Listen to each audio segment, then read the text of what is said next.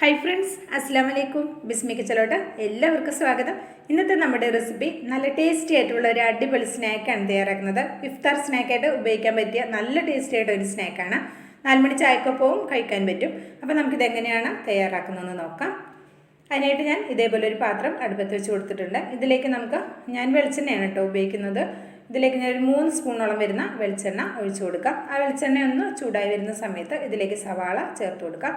ഞാൻ പൊടിയായിട്ട് ചോപ്പ് ചെയ്തെടുത്തിട്ടുള്ള 3 medium size സവാളയാണ് എടുത്തിട്ടുള്ളത്.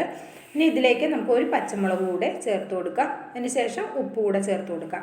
കുറച്ച് ഉപ്പ് ചേർത്തിട്ട് പിന്നെ നോക്കിയിട്ട് വീണ്ടും ചേർത്ത് കൊടുക്കാം. ഇതിപ്പോൾ സവാളയിലേക്കുള്ള ഉപ്പ് മാത്രമേ ചേർത്ത് കൊടുത്തിട്ടുള്ളൂ. പിന്നീട് നമ്മൾ പൊടികളും മറ്റു കാര്യങ്ങളും ചേർക്കുന്ന സമയത്ത് ഉപ്പ് ചേർക്കാം. പിന്നെ 1 ടീസ്പൂൺ ഇഞ്ചി വെളുത്തുള്ളി പേസ്റ്റ് കൂടെ ചേർത്ത് കൊടുക്കുന്നുണ്ട്. ഇതെല്ലാം പാട് നന്നായിട്ടൊന്ന് പച്ചച്ചൊവയൊക്കെ പോകുമ്പോൾ നന്നായിട്ട് വഴറ്റിയെടുത്തിട്ടുണ്ട്.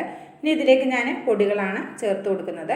അപ്പോൾ ഇതേപോലെ ഒരു പാത്രത്തിൽ പൊടികളാക്കി വെച്ചതുകൊണ്ട് പെട്ടെന്ന് തന്നെ നമുക്ക് പൊടികളൊക്കെ എടുത്തിടാൻ പറ്റും.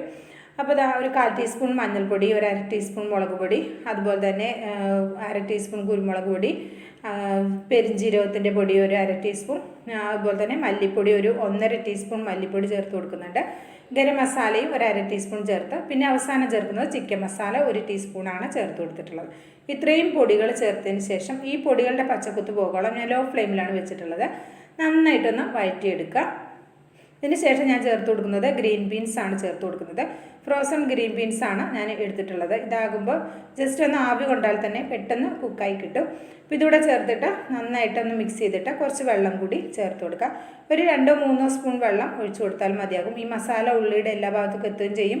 ഈ ഗ്രീൻ ബീൻസ് ഒന്ന് വെന്ത് കിട്ടുകയും ചെയ്യും. ലോ ഫ്ലെയിമിലൊന്ന് അടച്ചു വയ്ക്കാം. ഒരു 2-3 മിനിറ്റ് അടച്ചു വയ്ക്കുമ്പോൾ തന്നെ ഇത് നന്നായിട്ട് കുക്കായി വന്നിട്ടുണ്ട്. അപ്പോൾ ഇത് ഇത്രയേ ഉള്ളൂ. ഇത് ഇത്രയും നന്നായിട്ട് മിക്സായി വന്നിട്ടുണ്ട്. ഇനി ഇതിലേക്ക് ഞാൻ ചേർത്ത് കൊടുക്കുന്നത് ടൊമാറ്റോ സോസാണ് ചേർത്ത് കൊടുക്കുന്നത്. 1 ടേബിൾ സ്പൂൺ ടൊമാറ്റോ സോസ് ചേർത്ത് കൊടുത്തിട്ടുണ്ട്. ഫ്രിഡ്ജിൽ വെച്ചതുകൊണ്ടാണ് കുപ്പിയിൽ നിന്ന് കുറച്ച് താഴത്തേക്ക് വീഴാനായിട്ട് കുറച്ച് ബുദ്ധിമുട്ട്. അപ്പോൾ ഇത് ടൊമാറ്റോ സോസ് നിർബന്ധമില്ല. ഇതിന് പകരം നിങ്ങൾ ഒന്നില്ലെങ്കിൽ ഒരു ടീസ്പൂൺ നാരങ്ങ നീര് ചേർത്ത് കൊടുക്കുക. അല്ലെങ്കിൽ അതിന് പകരം നിങ്ങൾക്ക് ഒരു ചെറിയ തക്കാളി നന്നായിട്ട് ചോപ്പ് ചെയ്തിട്ട് ചേർത്ത് കൊടുക്കുക. അങ്ങനെ ചേർത്താലും മതി കേട്ടോ. പിന്നെ കുറച്ച് ഉപ്പും ചേർത്തിട്ടുണ്ട്. പിന്നെ കുറച്ച് മല്ലിയില കൂടി ചേർത്തിട്ടുണ്ട്. പിന്നെ ഇതിലേക്ക് ചേർത്ത് കൊടുക്കുന്നത് 2 മീഡിയം സൈസ് ഉരുളക്കിഴങ്ങ് വേവിച്ചിട്ട് നന്നായിട്ടൊന്ന് ഉടച്ചെടുത്തതാണ്. അപ്പോൾ ഇങ്ങനെ ഉടച്ചെടുക്കുമ്പോൾ കട്ടകൾ എന്തെങ്കിലും ഉണ്ടെങ്കിൽ ഇപ്പോൾ ഇതിങ്ങനെ ചേർത്ത് കൊടുക്കുന്ന സമയത്ത് നന്നായിട്ട് മിക്സ് ചെയ്തിട്ട് ഒന്ന് ഉടച്ചു കൊടുത്താൽ മതിയാകും കേട്ടോ. ചെറിയതായിട്ട് ഒരു ചെറിയ കട്ടകളൊക്കെ ഉണ്ടെങ്കിൽ കുഴപ്പമൊന്നുമില്ല. അത് നമുക്ക് ഇങ്ങനെ സ്നാക്ക് കഴിക്കാൻ കിട്ടുമ്പോൾ നല്ല ടേസ്റ്റ് തന്നെയാണ്. അപ്പോൾ അതേ നന്നായിട്ട് മിക്സ് ചെയ്ത് എടുത്തിട്ടുണ്ട്. ഇത്രയും മതി. ഇപ്പോൾ എല്ലായിടെയും ആയിട്ടുണ്ട്. അപ്പോൾ ഇത് നമുക്ക് ഫ്ലെയിം ഓഫാക്കി കൊടുത്തിട്ടുണ്ട്. ഇനി ഇത് നമുക്ക് ചൂടാറാൻ വേണ്ടിയിട്ടൊന്ന് വെയിറ്റ് ചെയ്യാം. ഇപ്പോൾ ഇത് നന്നായിട്ട് ചൂടാറിയിട്ടുണ്ട്. ഞാനൊരു വേറെ പാത്രത്തിലേക്കാണ് മാറ്റിയിട്ടുണ്ടായിരുന്നത്. ഇപ്പോൾ ഞാൻ ഇത് ചെയ്യുന്നത് ഇതേപോലെ ഒരു സമൂസ ഷീറ്റിലാണ് കേട്ടോ ചെയ്യുന്നത്. ഈ സമൂസ ഷീറ്റ് ഞാൻ പുറത്തുനിന്ന് വാങ്ങിയിട്ടുള്ളതാണ്. ഞാൻ കുറച്ച് മൈദ, ഒരു 4 ടേബിൾ സ്പൂൺ മൈദയിലേക്ക് കുറച്ച് വെള്ളം ഒഴിച്ച് അതൊന്ന് കലക്കി എടുത്തിട്ട് കുറച്ച് ബ്രെഡ് ക്രംസും എടുത്തിട്ടുണ്ട്. ഇനി നമുക്കിത് എങ്ങനെയാണ് റെഡിയാക്കുന്നതെന്ന് നോക്കാം. ഇനി നമുക്കിത് ഇഷ്ടമുള്ള വലുപ്പത്തിൽ നമുക്കിത് ഒന്ന് ഉരുട്ടിയെടുക്കണം.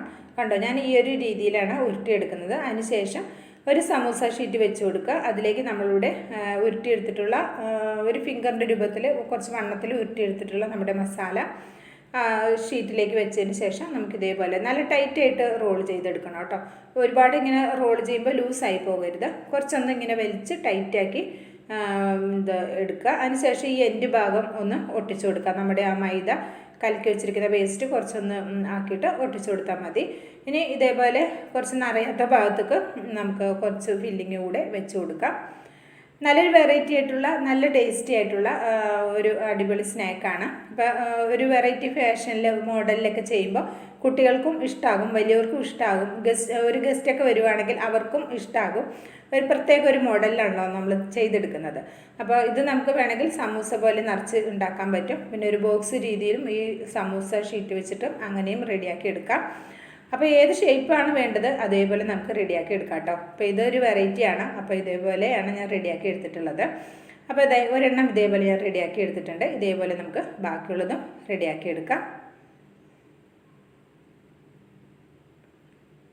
അപ്പോൾ ഇതേപോലെ ഞാൻ ഒരു പാത്രം വെച്ച് കൊടുത്തിട്ട് കുറച്ച് വെളിച്ചെണ്ണയാണ് ഒഴിച്ച് കൊടുത്തിട്ടുള്ളത്. ഇതിലേക്ക് നമ്മുടെ സ്നാക്കുകൾ ഓരോന്നായിട്ട് ഇട്ട് കൊടുക്കുക. എന്നിട്ട് അങ്ങോട്ടും ഇങ്ങോട്ടൊക്കെ തിരിച്ചും മറിച്ച് വിട്ടിട്ട് ഒരു മീഡിയം ഫ്ലെയിമിൽ വെച്ചിട്ട് നമുക്കിത് ഇതേപോലെ ഫ്രൈ ചെയ്തെടുക്കാം. ഹൈ ഫ്ലെയിമിൽ വെക്കണ്ട, ലോ ഫ്ലെയിമിലും വെക്കണ്ട, മീഡിയം ഫ്ലെയിമിൽ വെച്ചിട്ട് ഫ്രൈ ചെയ്തെടുക്കാം.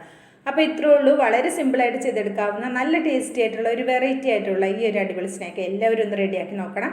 അഭിപ്രായം അറിയിക്കണം കേട്ടോ. ഇൻഷാ അല്ലാഹ് അടുത്ത നല്ലൊരു അടിപൊളി വീഡിയോയുമായി വരാം. എല്ലാവർക്കും നന്ദി.